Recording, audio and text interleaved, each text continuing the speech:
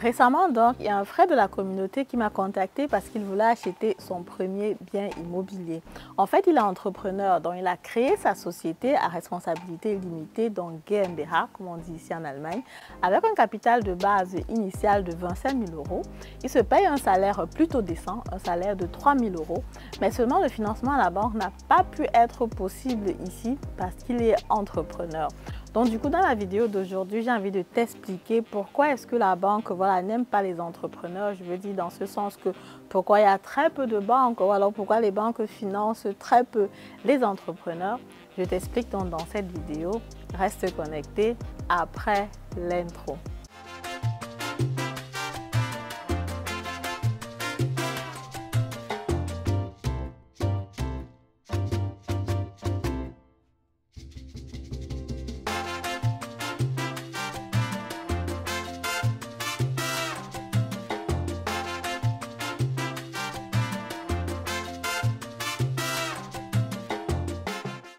Alors, salut à toi, mon nom c'est Madeleine Ninkledem, je suis investisseur immobilier et entrepreneur dans le domaine de l'immobilier, récemment auteur du livre Devenez millionnaire avec l'immobilier. Si tu veux me contacter parce que tu veux prendre un de mes services, ça peut être le conseil, l'accompagnement, le coaching. Peut-être tu veux aussi que je te présente un des biens immobiliers qui se trouve dans mon réseau que tu peux directement acheter. Tu peux aussi me contacter, toutes les informations sont en barre de description. La première consultation, de toutes les façons, elle est gratuite. Elle me permet comme ça, déjà avec toi, d'analyser ta situation, de voir avec toi la stratégie qui peut te convenir et aussi naturellement de déterminer ta capacité d'endettement. Alors, sans plus tarder, je vous explique donc pourquoi la banque a refusé donc de faire le financement. En général, quand tu veux acheter un bien immobilier ou alors si tu suis ma chaîne depuis, en général, je dis ok, les conditions, c'est qu'il faut être salarié, il faut avoir passé ta période de décès, il faut avoir un salaire décent, il ne faut pas avoir beaucoup de charges, donc il faut que ton salaire arrive à couvrir tes charges et que tu aies un bon reste à la fin du mois. Dans ce cas précis, quand tu es salarié, quand tu as un contrat à durée indéterminée et que tu as déjà passé ta période de décès, en général, ça roule. En général, on arrive à te trouver un financement sur le bien immobilier. En général, tu arrives à acheter ton bien immobilier sans problème. Sauf si tu as peut-être un crédit de consommation qui est très élevé ou alors si par exemple tu as, je ne sais pas moi, si par exemple tu as peut-être une chauffe-eau qui n'est pas bonne, quoi. Mais sinon, si tu as un salaire déjà de 3 000 euros par mois, c'est déjà largement suffisant pour pouvoir acheter un bien immobilier. Maintenant, dans le cas précis, comme je disais tout à l'heure, la personne qui m'a contacté, il se paye un salaire de 3 000 euros, mais jusque-là, la banque a refusé de le financer. Pourquoi? Parce qu'il s'agit ici d'un entrepreneur qui a créé sa structure et ça faisait à peine 2 ans.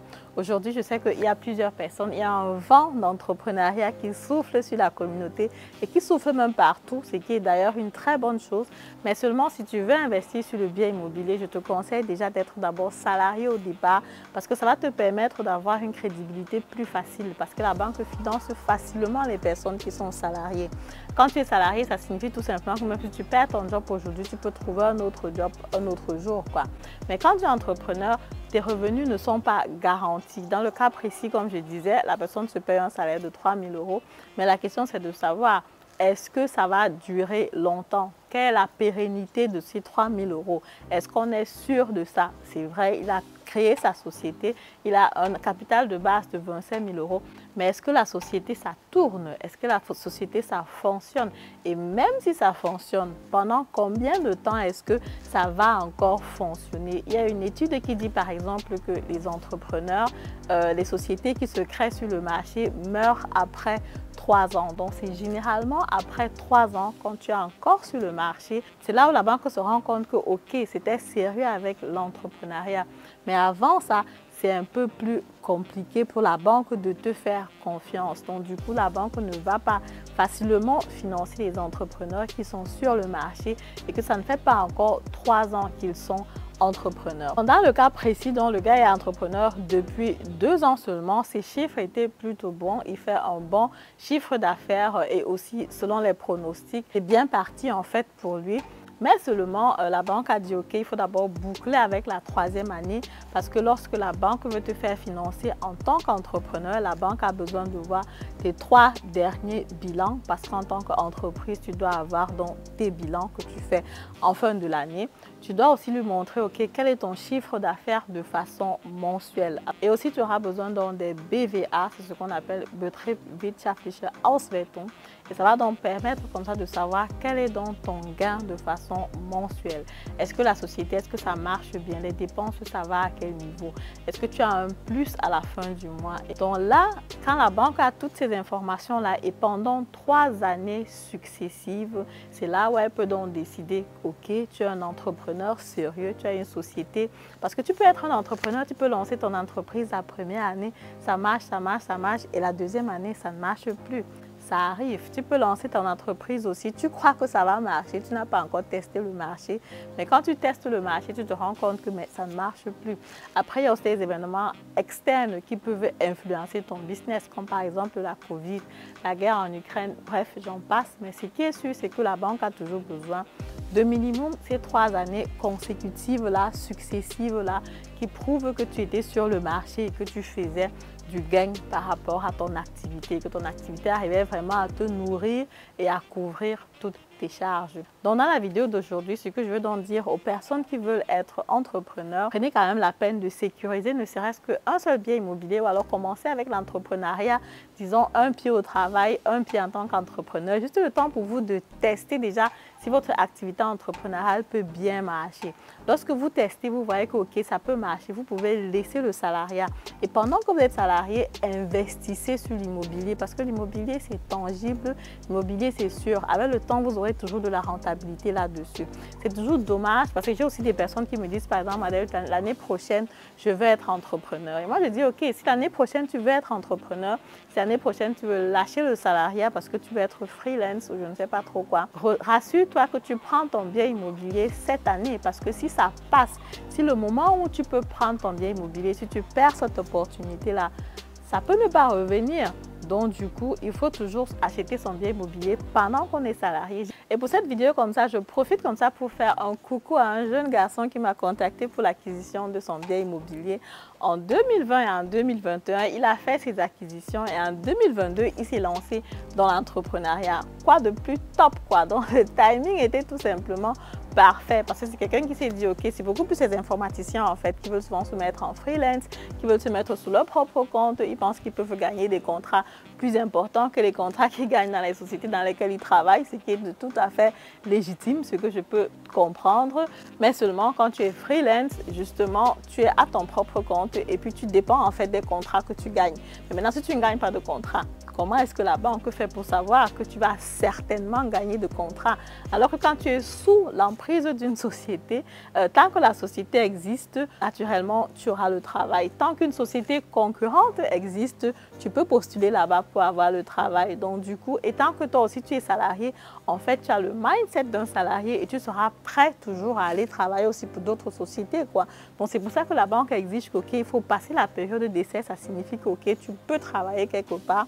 Et là, on sait que même si tu perds ton boulot, tu trouves un autre boulot assez facilement. Pourtant, quand tu es freelance, si tu as par exemple un seul contrat et que ce contrat-là est à la fin, il va falloir que tu fasses encore de nouveaux pitchs pour acquérir d'autres contrats. Ce qui est faisable, mais la banque veut toujours que tu prouves au moins pendant 3 ans que tu peux te nourrir, tu peux subvenir à tes besoins, tu peux t'en sortir tranquillement, sans souci. Mais quand tu te lances sur cet entrepreneuriat, te rappeler que, oups, je voulais un bien immobilier, ce qu'il faut faire, c'est qu'il faut de 1, épargner beaucoup d'argent. Si tu peux avoir beaucoup de cash en ce moment-là, donc si tu viens avec un apport personnel qui est conséquent, en ce moment-là, la banque peut dire, OK, là, je te finance juste un petit montant qui reste sur le prix de la maison, quoi, vu que tu es venu avec un apport qui est assez conséquent. Et là, la banque peut te financer. Mais si c'est les affaires que tu n'as pas vraiment d'argent, tu peux payer seulement peut-être les frais supplémentaires et tu n'as pas plus que ça, ça risque d'être malheureusement assez compliqué. De 2, il faut savoir que la banque va te demander tous tes chiffres, tous tes bilans fiscaux, toutes tes analyses de la fin de l'année. Donc, dès le début, il faut bien tout documenter, quoi. Il ne faut pas que ça te rattrape à la fin. Donc, du coup, il faut déjà avoir un fiscaliste si tu ne peux pas le faire toi-même. Il faut avoir une comptabilité qui est bien mise en place parce que tu auras besoin de tous ces documents-là pour montrer à la banque que, OK, ton activité fonctionne, tu as tel montant d'argent de rentrée de façon mensuelle, tu dépenses à tel niveau et voilà dans le chiffre que tu fais de façon mensuelle et voilà ce que tu fais de façon annuelle. Donc, il faut vraiment documenter tout proprement pour pouvoir avoir la chance de te faire financer. Comme je dis, la règle générale, c'est que la banque a besoin de voir ces données sur 3 ans consécutifs. Mais parfois, tu peux raccourcir ces 3 ans-là si jamais tu apportes un apport personnel conséquent qui peut convaincre la banque à te faire financer sur un bien immobilier naturellement lucratif et idéalement que je t'aurais présenté pour pouvoir acheter. Voilà, je te dis donc comme ça, merci de m'avoir écouté. Si la vidéo t'a plu, comme d'habitude, je t'invite donc à me mettre un pouce en haut, de commenter la vidéo, de partager la vidéo. Dis-moi en commentaire si la vidéo t'a apporté un plus, si c'était quelque chose que tu connaissais déjà, si par exemple tu penses que, ok, tu veux te lancer dans l'entrepreneuriat, est-ce qu'il faut déjà que tu commences à épargner aujourd'hui? C'est toujours une bonne chose. Fais-moi savoir en commentaire parce qu'on est là pour partager. Et moi, je te dis à très bientôt pour la prochaine vidéo. Au revoir.